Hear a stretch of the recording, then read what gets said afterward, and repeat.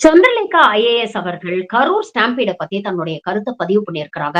கரூர்ல நடந்த கூட்ட நெரிசல் மரணங்களுக்கு முதல் காரணம் விஜய் தான். அவர் தான் பொறுப்பேத்துக்கணும் அப்படின்னு தன்னுடைய கருத்த அவங்க பதிவு பண்ணியிருக்கிறாங்க. அதுதான் இன்னைக்கு சமூக வலைதளங்கள்ல வைரல் ஆயிட்டு இருக்கு.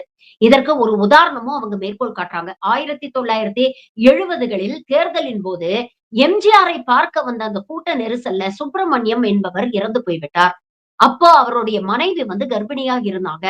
அந்த குடும்பத்துக்கு எம்ஜிஆர் எல்லா உதவியும் செஞ்சாரு. அது மட்டும் இல்லாம நான் கலெக்டரா இருக்கும் பொழுது என்ன கூப்பிட்டு அந்த குடும்பத்துக்கு என்னென்ன உதவி வேணுமோ அத செய்யுங்க.